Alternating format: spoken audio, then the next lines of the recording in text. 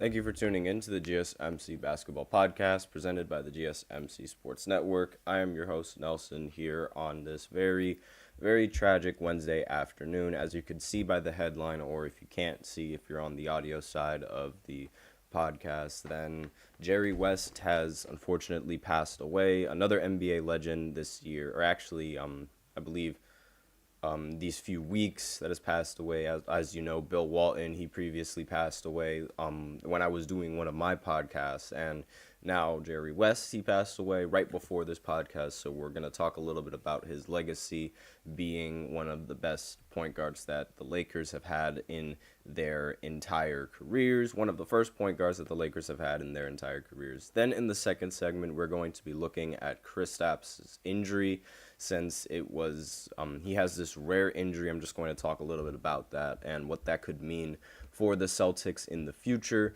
And then in the third segment, we are going to be talking a little bit about some NBA teams that came back from a 2-0 deficit in the finals, since that is the hole that the Dallas Mavericks find themselves in. They're down 2-0 in the finals, and only a few teams in NBA history have come back from that in the finals, so that's going to be the third segment.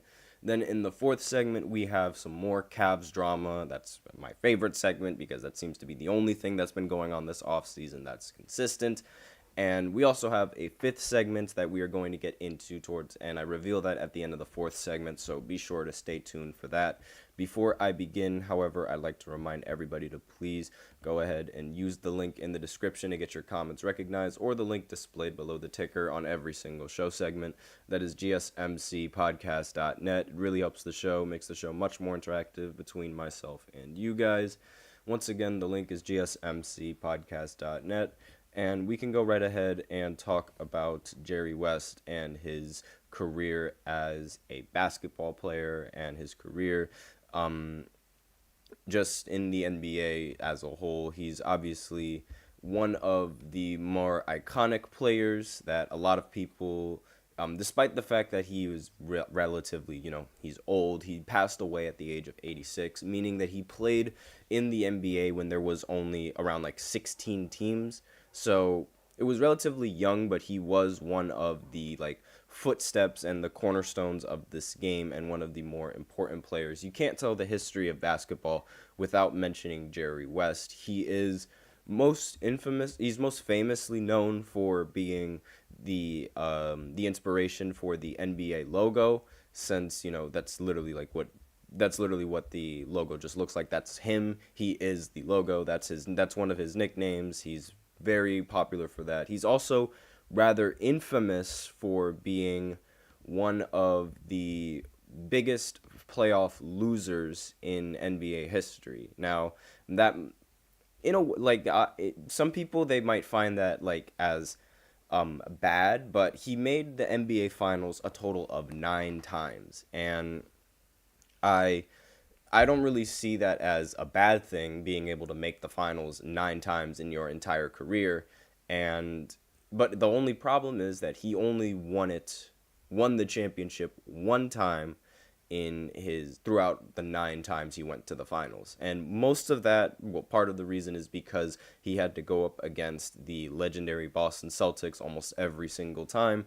But making it to the finals 9 times, it's a feat that hasn't really been done by many current players, honestly. LeBron, he only has 10 finals appearances under his belt, and it's that's the most that any current player has in the NBA.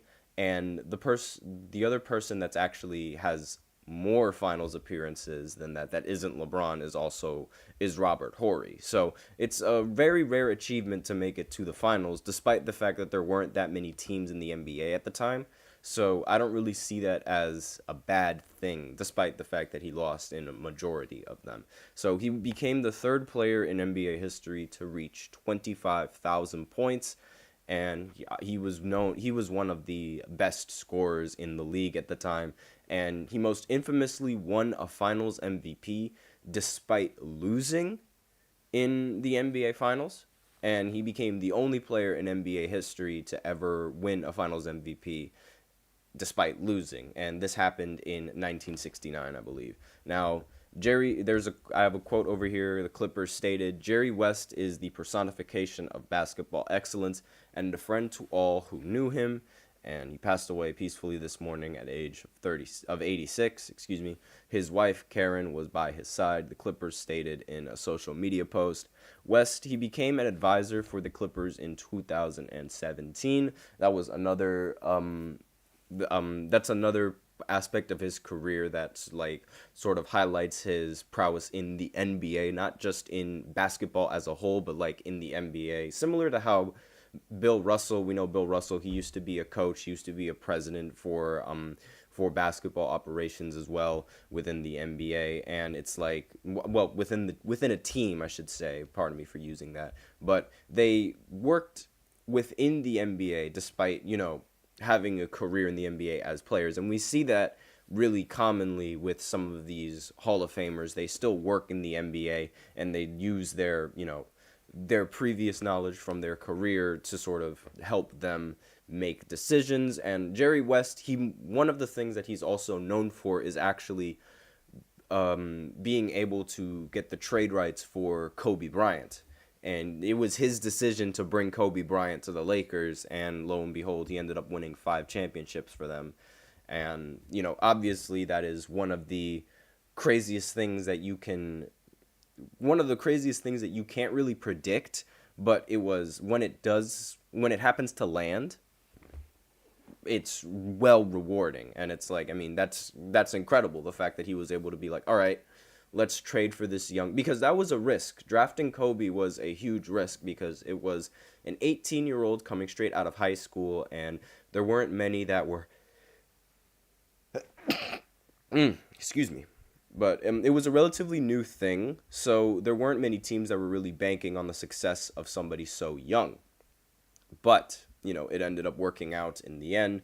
Jerry West, he was inducted into the Hall of Fame as a player in 1980, and then again as a member of the 1960 U.S. Olympic team in 2010.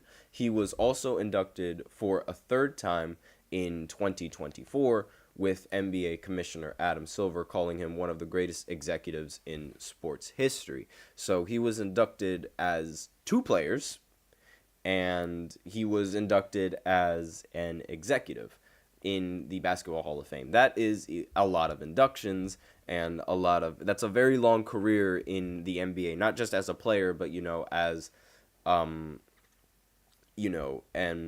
people that work in the NBA as an executive. So it's a very long career. Now, he played 14 years, all with the Lakers, and he was considered one of the best leaders on the Lakers. He was the 3rd player in history to score 25,000 points, following Wilt Chamberlain and Oscar Robertson. He was known as Mr. Clutch for his ability to shine late in game situations. Despite the fact that he hasn't won many finals, he was named Mr. Clutch. So, pretty interesting if you think about it. He also won a gold medal in 1960 in the Summer Olympics, which, it just further cements his legacy. That's a lot of things that a lot of people really forget about. They forget about NBA players and their Olympic careers. Like, a lot of people think that being in the Basketball Hall of Fame is just based off of your skills in the NBA and your career in the NBA, but it's more than that. It's also based off of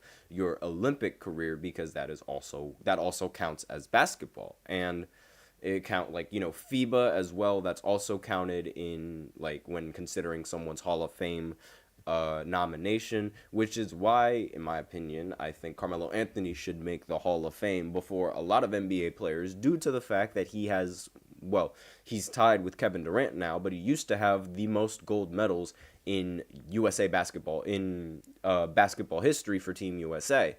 And that alone, we always mock Melo for not being able to win championships, but here he is winning Olympic gold medals against other countries and other teams. Now, I understand that it's like, he played for the men's team in the United States, meaning that it had Kobe Bryant for most of its time and a lot of other NBA greats and other Hall of Famers, but you also have to remember that these Olympic teams, they also had Hall of Famers, and they also had really good squads, and the reason why the USA even had to make a team so stacked is because the rest of the world was catching up to them in terms of skills in basketball. So it's like and the fact that he was part of it and being a very important contributor to that team, it should speak even more volume.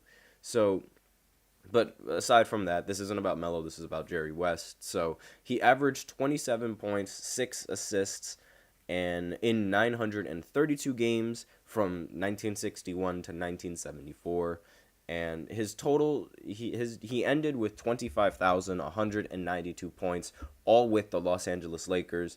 He made 14 NBA All-Star selections, 10 All-NBA First Team honors, and he also earned an All-NBA First Team in 4 times throughout his career. He was a Finals MVP in 1969, as I mentioned earlier, and also won an NBA championship in 1972.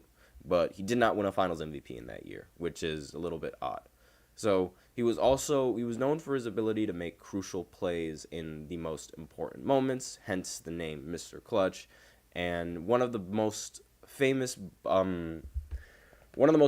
moments was when he hit a buzzer beater in Game 3 to tie the score in the 1970 NBA Finals against the Knicks. It was considered one of the greatest plays in sports history. The Knicks went on to win the championship that year, however, and it has never been confirmed that the official NBA logo is the silhouette of Jerry West.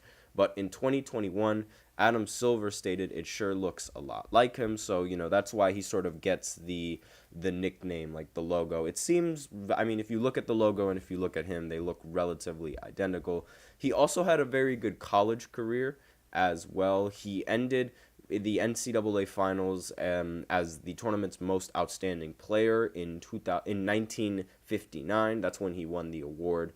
And his senior season in 1960, he ended up being a first-team All-American and guided West Virginia to its 3rd consecutive conference championship, and he was inducted in the West Virginia Sports Hall of Fame in 1991 and is considered to be one of the most famous athletes to ever wear the jersey. So that's basically everything about Jerry West and his career as a basketball player, as an executive, and RIP Jerry West, one of the biggest legends of the game. So with that out of the way, we are going to go into the second segment where we look at Kristaps Porzingis and his rare injury and how it could affect the Boston Celtics in the finals. So I will be right back after this short break. Be sure to stay tuned. I feel like I'm losing my mind. Is everybody in the world blind? Please, Lord, give me a sign, a sign. I feel like I'm losing my mind. Is everybody in the world blind? Please, Lord, give me a sign, a sign. I wanna be the greatest. Everybody on the fake shit. I look around and feel like everybody is the fakest. I make this every day and I'm impatient, hoping one day I blow up from the basement. Statement, the top is so vacant. I don't hear shit that I think is amazing. Waiting for my day when I'm playing sold out shows for 1,000 faces. Hey, give me that crown, get in my way and to be put down. It ain't your place, all this my town. If I want that shit, then I'll get it right now. I'm losing it, the noose it fits. I'm losing shit, a stupid myth. You choose to live or choose to dip. You choose to fight or lose your grip and lose a gift. I feel like I'm losing my mind. Is everybody in the world blind? Please, Lord, give me a sign, a sign. I feel like I'm losing my mind. Is everybody in the world blind? And we are back with the second segment of the GSMC Basketball Podcast presented by the GSMC Sports Network. And in this second segment, we are going to be looking at Kristaps' rare injury and how that could affect the Celtics moving forward in this series. Before I begin, I would like to remind everybody to please use the link in the description to get your comments recognized, or the link displayed below the ticker on every single show segment. That is gsmcspodcast.net. It's the same link, really helps the show, makes the show much more interactive between myself and you guys. Once again, it's gsmcspodcast.net.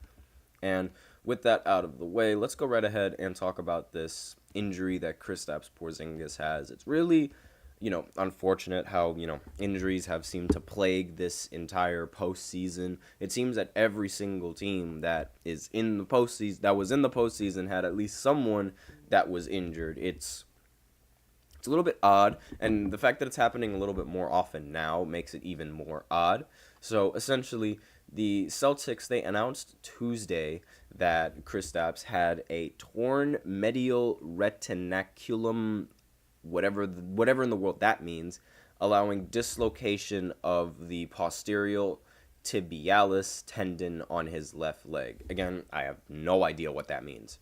And it's labeled, like, the statement describes the condition as a rare injury, according to this article, and his availability for the rest of the NBA Finals will be determined day to day, the team said, and a few hours before officially listing Porzingis as questionable for Game 3.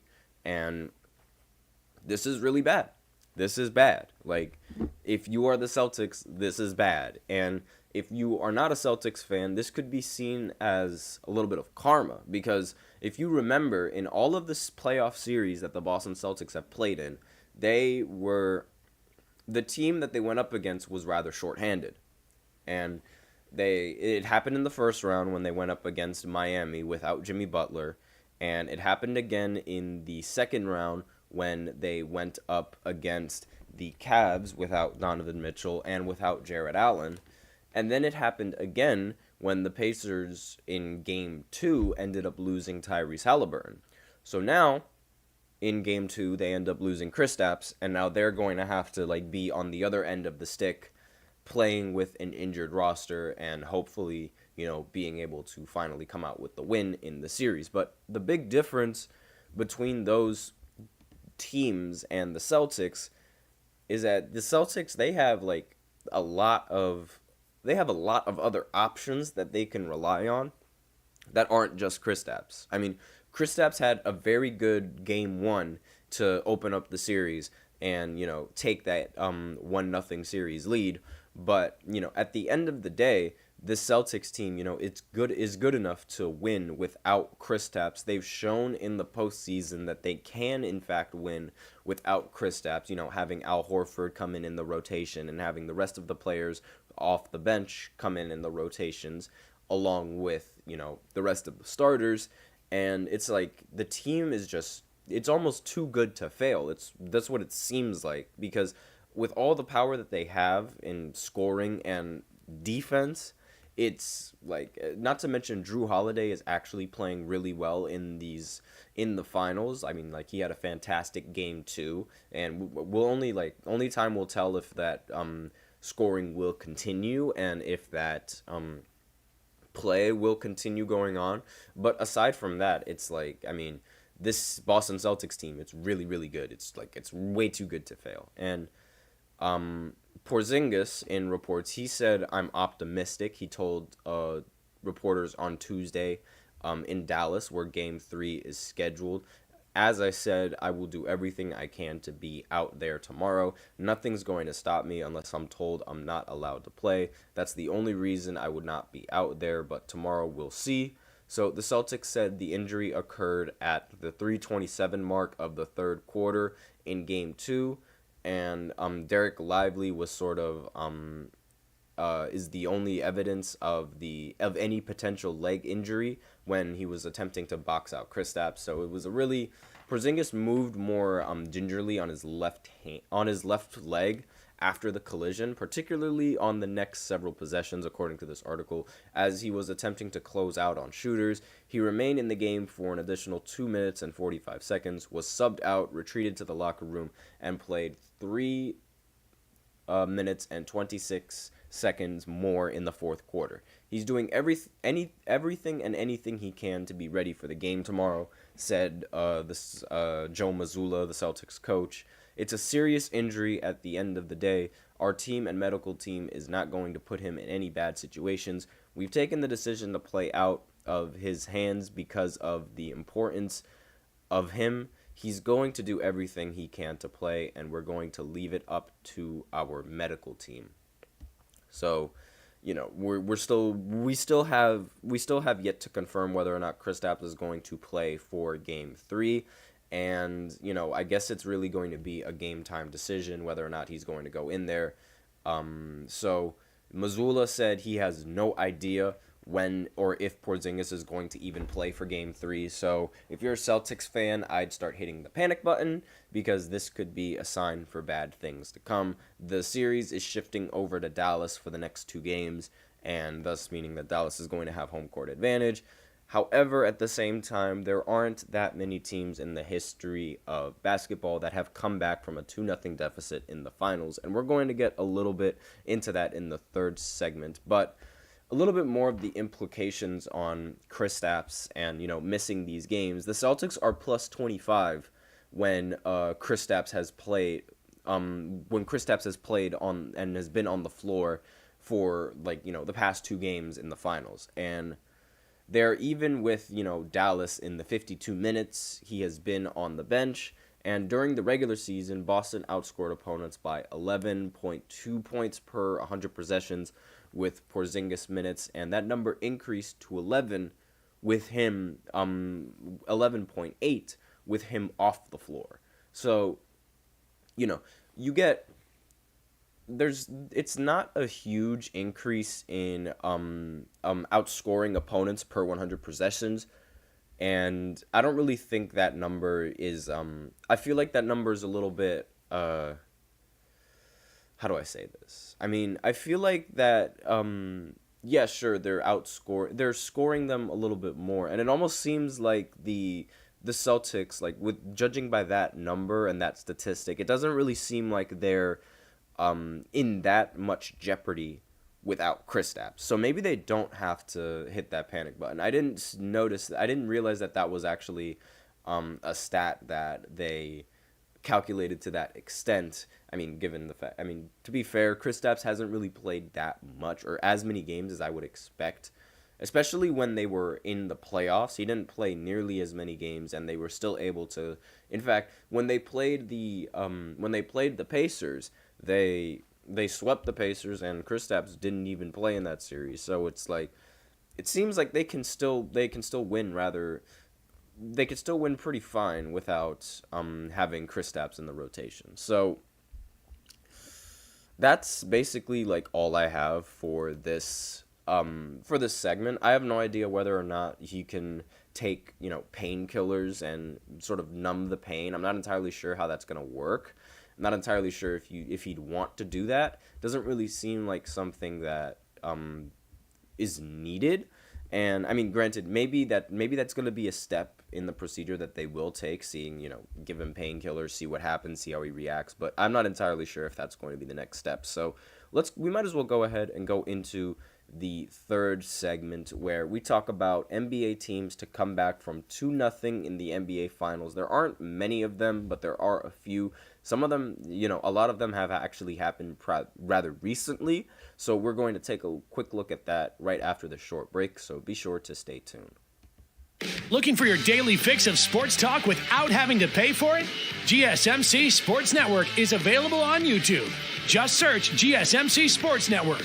Get your fix of daily sports talk shows on YouTube, absolutely free. NFL, college football, NBA, MLB, MMA, UFC, fantasy football, and so much more.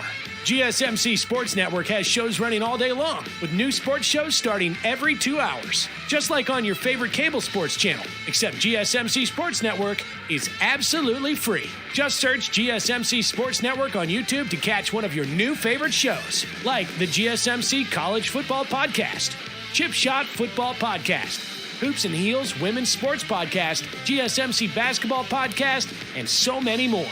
Check it out for yourself. GSMC Sports Network, Now available on YouTube absolutely free. Search GSMC Sports Network on YouTube right now. And we are back with the third segment of the GSMC Basketball Podcast, presented by the GSMC Sports Network. I just had the worst allergies attack off screen, so thank the Lord that you didn't have to see that. But with that second segment out of the way, now we can go ahead and go into the third segment where we talk about the teams that have come back from a 2-0 deficit in the NBA Finals. And like I said before, there aren't that many teams that have done that. There have only been 5 in recent NBA history, or actually in NBA history in general, that have done that. And we'll start off with most recent to last. So here we have the first team on the list, which is the 2021 Milwaukee Bucks. The Bucks, they ended up losing their first 2 games against the Phoenix Suns in 2021. Everybody thought that Chris Paul was going to end up winning his first ever NBA title. They thought Devin Booker was going to get a Finals MVP. Everybody was, going off of the walls crazy for this team.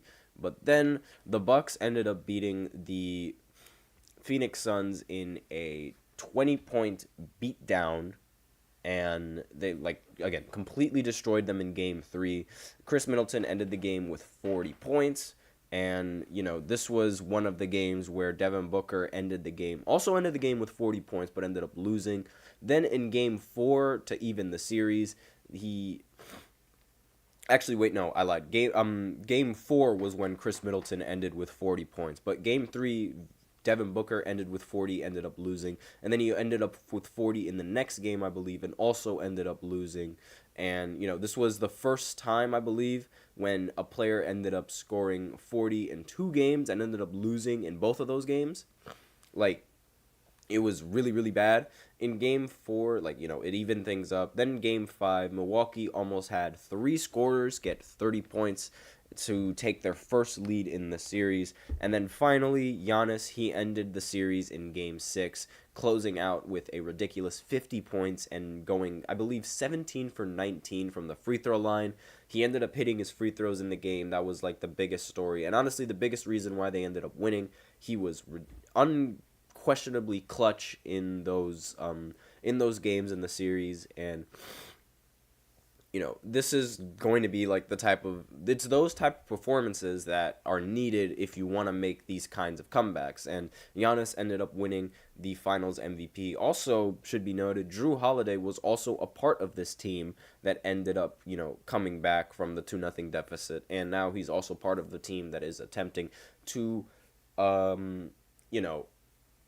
close out after having a 2-0 lead in the series. Now, another interesting stat for the Boston Celtics that is in their favor to win this series and sort of against the Dallas Mavericks is the fact that the Boston Celtics, throughout their entire career as a franchise, they have only lost 1 playoff series after taking a 2-0 series lead, and that was in 2018.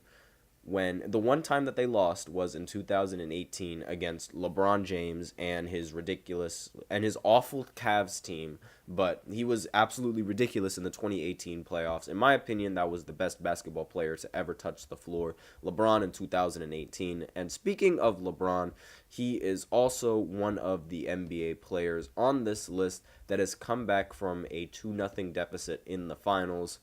Of course he is. I mean, it's LeBron. And everyone knows his 3-1 comeback in 2016. The 2016 Cavs, they went up against the Golden State Warriors that had a record 73 wins in the regular season. And that team, they ended up going up 2-0 in the series. And, it felt like the sweep was coming after, Cleveland ended. They lost Game 1 by 15, and then they lost Game 2 by 33. But then the Cavs ended up bouncing back, winning Game 3 in the series, and then they ended up going down 3-1, and it looked like everything was over. But then the Cavs, they did what they did. LeBron woke up and he had that infamous picture where it was like no team has ever come back 3-1 from a 3-1 deficit in the finals. He was wearing those shades, he was wearing those headphones. Everyone knows that picture. And LeBron and Kyrie, they ended up going ballistic in the next 3 games. The team ended up playing well as well. The two players, they were making the perfect reads at the perfect time. The teammates were making timely shots, and that kept them within enough distance, along with Steph Curry playing really, really bad, to eventually win the game in the end. So they won the next 2 games. LeBron ended up scoring 40-plus in both of those games, and he also ended up getting a triple-double in Game 7 to seal the win. Also, it should be mentioned that Kyrie Irving, he also ended up scoring 40-plus points in one of those games. I believe it was Game 5. And then he ended up hitting the game winner in Game 7 to eventually, like I said, win the game in the end. And the Cavs, they became the only team in NBA history to ever come back from a 3-1 deficit in the NBA Finals. LeBron ended with a Finals MVP. Curry ended up being labeled as a playoff choker. And then the worst offseason in NBA history happened later when Kevin Durant decides to join the Warriors after they lost in the finals. So, yay, basketball. Yay, Kevin Durant. Ruining a perfectly good rivalry and making it a cakewalk for the Golden State Warriors. So, that's that. And now we move on to the next team that ended up making the okay, well, that's not the next team, actually. I don't know why does it do that? Why does it always do that? Well, okay, I completely forgot about another team to put on this graph, so I'm just going to improvise a little bit. So the next team on this list is the 2006 Miami Heat. Again, there's not a picture put up by there, but that's my fault. I completely forgot to do that. And it's one of the more forgettable championships, I guess you could say. Well, at least if you're a Miami fan, it is not one of the most forgettable championships. But a big reason why it's forgotten is because there is a lot of controversy in this finals series. Now, I'm not going to really get into the controversy, but let's just say it involved a lot of free throws. But this was Wade's first championship and, his only finals MVP on his resume. And, it came against, ironically, the team that ended up beating him in 2011 in his most infamous loss, along with LeBron's most infamous loss. And so D Wade was 24 years old when the Miami Heat made it to the finals for the first time.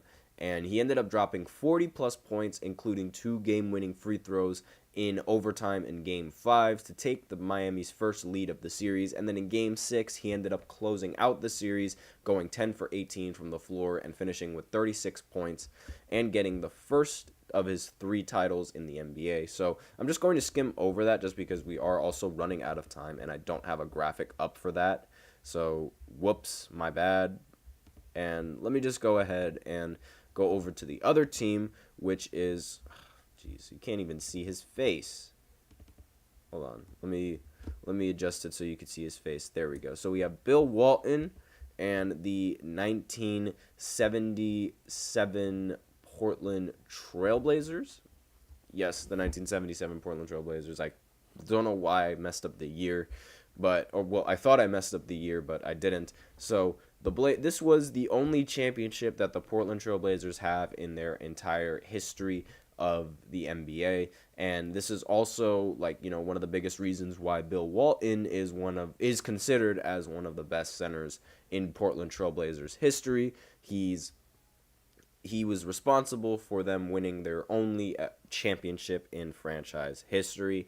And, recently he passed away, as you know, so R.I.P. Bill Walton. And honestly, kind of ironic how this is, part of the segment and how they're all sort of intertwined with each other. So, the magnitude of this championship is peak Blazers basketball, is what's, a lot of people really consider that. Now, this road to the finals, it wasn't easy. Now, this included sweeping Kareem Abdul-Jabbar and the Lakers in the Western Conference Finals. Now, that is an achievement in of itself because it's sweeping Kareem is crazy. But then they ended up going to the finals and they took a 2-0 deficit after a 33-point performance from Julius Erving in Game 1 and 27 points from Doug Collins in Game 2. But then the series shifted over to Portland, and the flip switched. And, well, when I say the series shifted over to Portland, I meant it shifted in Portland's favor because, you know, the way that they handled the playoffs with the games, it's a little bit differently back then. And so the Blazers, they ended up they ended up winning back-to-back games in a blowout, and their average margin of victory in both of those games was plus 27. And then over the next two games, Bill Walton proceeded to average 23 rebounds, leading the Blazers to their only championship in franchise history and claiming the finals MVP in the process. And now the last team on this list, the final team that ended up coming back from a 2-0 deficit in the finals, was also, ironically, the team that ended up beating Jerry West in 1969, the Boston Celtics. So, as I mentioned before, like, you know, the Celtics are the biggest reason why Jerry West didn't end up winning more championships, and Wilt Chamberlain is also part of this team as well. You can see him on the bottom left of the screen trying to defend Bill Russell and things of that nature. But the Lakers, they ended up taking a 2-0 lead in this series, and, you know, Jerry West, he ended up scoring 53 points in Game 1 and then 41 points in Game 2 to take the 2-0 series lead. And it was, you know, the second consecutive meeting between the Boston Celtics and the Lakers in the finals. And it looked like the Lakers were going to win they were going to win this series after losing to the Celtics in 1968. But then the Celtics ended up evening the series out after getting 2 straight wins. The Lakers took control of the series with a Game 5 win, and they could have eliminated the Celtics in 6, but then Boston was able to overcome a strong performance from West and Elgin Baylor to force a Game 7. Then John Havlicek turned into a monster in this game, dropping 26 points, 9 rebounds, and 5 assists, while 2 other Boston players reached the 20-point mark, and it was Boston's 11th title in 13 years, which ended up being the last of what was a golden age of Celtics basketball. And again, this was, you know, the team that ended. This was also the time where Jerry West ended up winning the Finals MVP despite losing in the finals, the only time that was done in NBA history. So, you know, it's kind of funny how all of this is intertwined with each other, and, you know, the Dallas Mavericks and their situation needing to come back from a 2-0 deficit. And there weren't many, as you could see, there weren't many teams that were able to make that comeback in the finals. So it's not really looking good for the Dallas Mavericks, especially when I bring up the stat that only LeBron James has been able to beat the Celtics after they took a 2-0 series lead. The fact that has never happened before, and the fact that no other team in the history of basketball has been able to beat the Celtics after the Celtics are up 2-0 in the series, is ridiculous to me, because it's like, that is a really crazy stat, and the fact that LeBron is the only one that was able to overcome that stat just adds to his greatness. And with that, we are out of time for this third segment, so now we will go ahead into the fourth segment, which is more Cavs drama, because you can never have too much Cavs drama. This drama is going to be about their new head coach that they're looking for, so I will be right back after this short break. Be sure to stay tuned.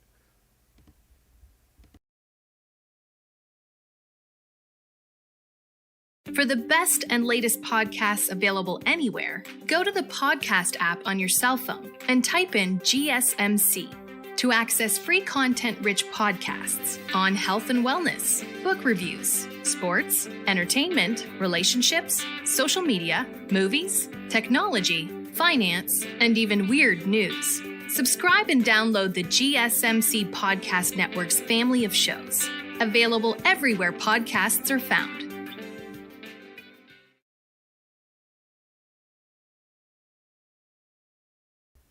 And we are back with the fourth segment of the GSMC basketball podcast presented by the GSMC Sports Network. And in this fourth segment, we are going to talk a little bit more about the Cavs drama that's been going on in this off season, because there is more to add to it. Now we have word that they are zeroing in, this is huge quotes by the way, on getting their new head coach. So it seems like their head coach, if I could English, their head coaching search, that's what I meant to say, is going to be over relatively soon. And this is the coach that they're planning on getting. His name is, I mentioned this before in the previous podcast. He's James Borrego. And the Cavs, they've had a long and lengthy head coaching search. And it appears they are nearing an agreement with Borrego, as, reports that Chris Fender from Cleveland.com, he reported that the team has narrowed down a group that initially consisted of about 10 candidates to about 4 or 5 finalists, and will have in-person interviews. So they're slowly starting the process of deciding who they want to grab and who they're going to get as their head coach. So we just go ahead and let me just go ahead and find the article that says this, that, and the other. Okay, so Fedor, he doesn't name all 5 of the finalists, or however many there are. It's 4 or 5, no idea. But he confirms that the Pelicans assistant James Borrego met with head of basketball operations Kobe Altman and other Cavs officials on Tuesday, and that the Warriors assistant Kenny Atkinson will follow suit this week, likely either Wednesday or Thursday. So it's between him or Atkinson. And while Atkinson was identified as a potential frontrunner early in the process, Fedor says Borrego has been considered the leader in the clubhouse since last week. And a Tuesday report out of New Orleans suggested the Pelicans are bracing for the loss of Borrego, who is also a candidate for the Lakers. So that could also bring in a lot of, really big problems for LA as well, because, if you remember previously, Dan Hurley, he rejected an offer to be the Lakers head coach, and he ended up opting to stay with UConn and pursue a third NCAA title. Now we have another coach that the Lakers have their eyes set on, and it seems that another team also has their eyes set on that exact same coach. So it doesn't really look like things are sort of falling in their favor if you're a Lakers fan, or if you are working with the Lakers. It doesn't seem like nothing is going your way. And with the Cavs, interested in this, in this coach, there might be, usually it would be a lot more difficult to convince a coach to, on which team to coach, whether it would be to coach LeBron in LA or whether it would be to coach Cleveland with Donovan Mitchell. And a lot of people, I feel like the decision now with, the stimulus around LeBron and his, there's apparently, like, a lot of people don't really trust the coach that, LeBron has, and it seems that it's like, every single time that LeBron gets a new coach, they end up getting fired. And maybe now it's sort of like seen as a bad thing to be LeBron's coach as opposed to being a good thing. And, maybe the Borrego would rather be in a low, since he was an assistant coach on a relatively weak team, not as weak media team, I should say. Like, the Pelicans media team isn't really as strong as the Lakers media team and things like that. And the lights aren't as bright in Cleveland as they are in LA. So maybe he would rather go to a place that doesn't really put all that pressure on him in Cleveland as opposed to LA. And it's like, it's a really tough decision to make. So Borrego and Atkinson, they both check 2 important boxes for Cleveland. Fedor notes they have prior head coaching experience and they're more offensive-minded coaches. Maximizing the club's offensive production is a priority after its offensive rating of 114.7 ranked 16th in the regular season and then dropped all the way down to 104.7 in the playoffs. Now, that number, it was partly like, the reason why that number is so low in the playoffs was because they didn't have Donovan Mitchell for 2 of those games. And it's kind of difficult to scale just how good the team is offensively when everybody is injured, especially in the regular season. Darius Garland was injured for a majority of the regular season, and Donovan Mitchell also had his fair share of injuries. So it's a possibility that the injuries have impacted their scoring in a negative way, and there's no really telling what the big problem with their offense actually is. So Cleveland isn't simply zeroing in on offensive specialists, however. A source tells Fedor that at least one of the team's finalists is better known for his defensive-minded scheme, signaling that management is focused on finding the best overall fit, regardless of candidates' specific strengths and weaknesses. And it's like this could end up benefiting Jarrett Allen or Evan Mobley if they end up getting a coach that is rather strong on the defensive side of the ball, because we know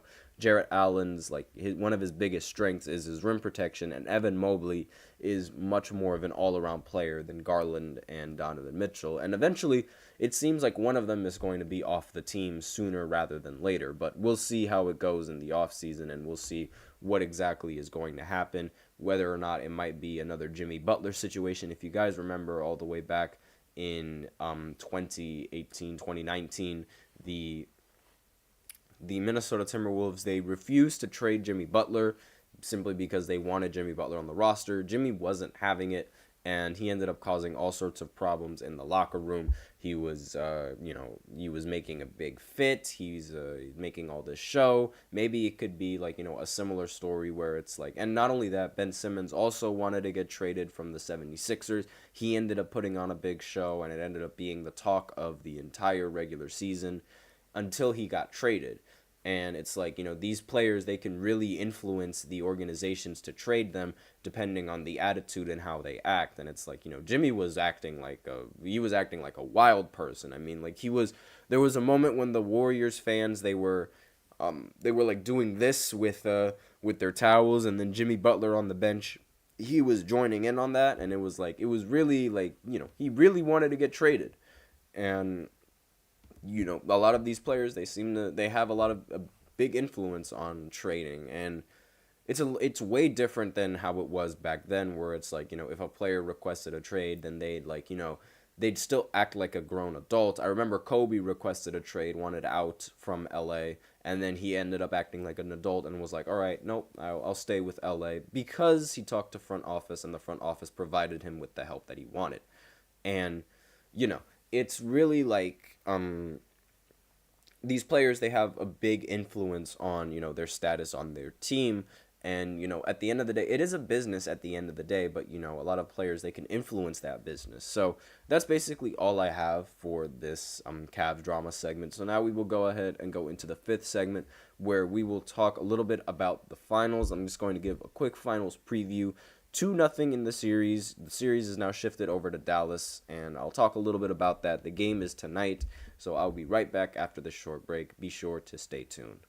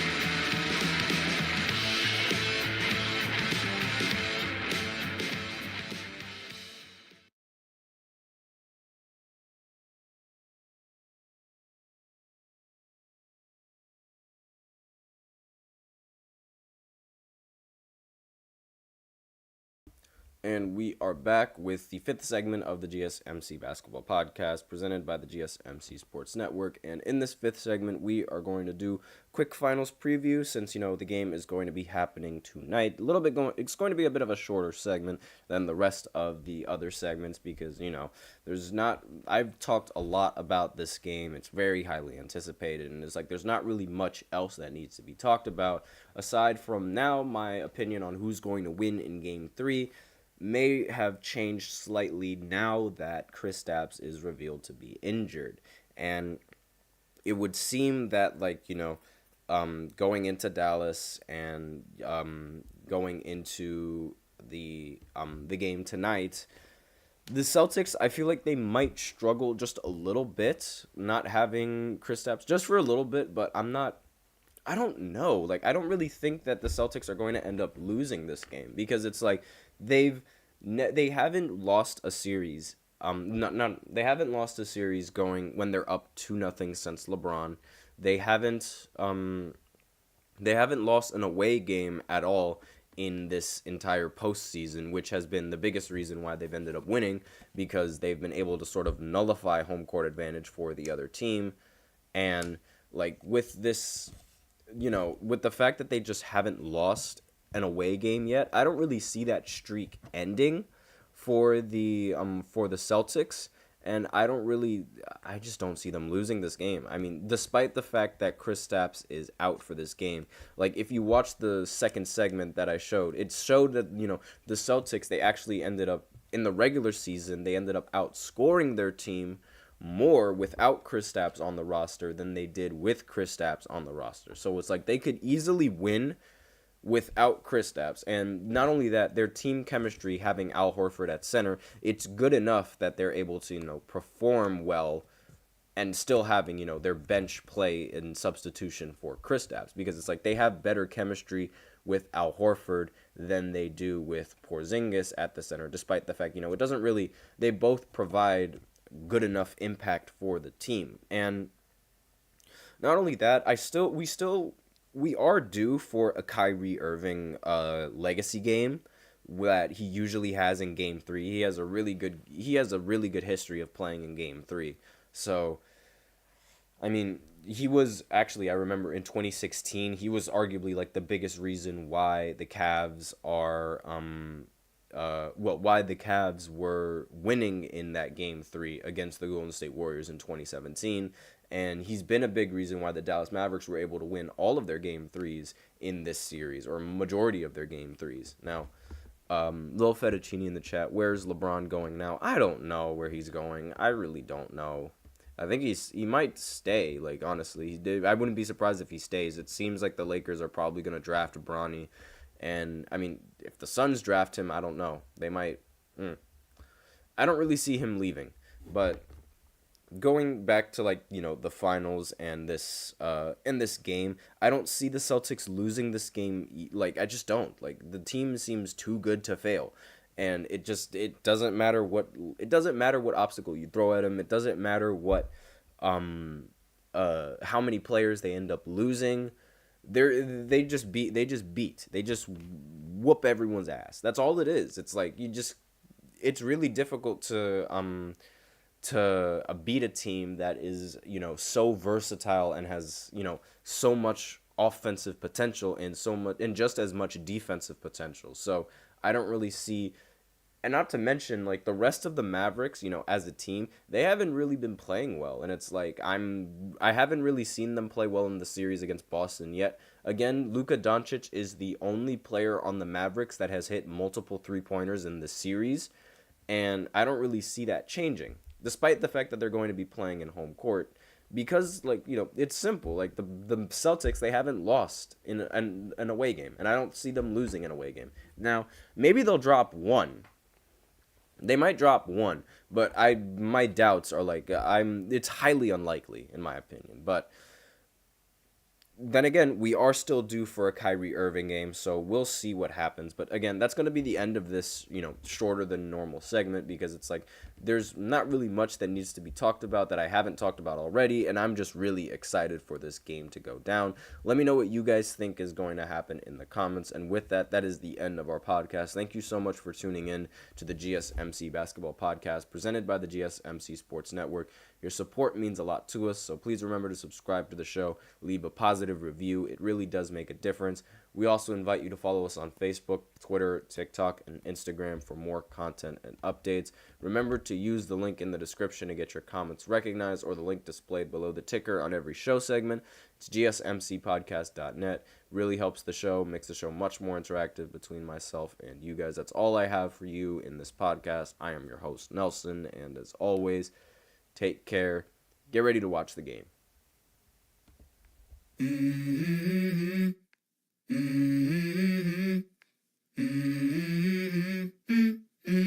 Let's go. I wake up to a little bit of drool on my pillow, feel like it's gonna be a bad day. Yeah, I'm tired of shit, and the coffee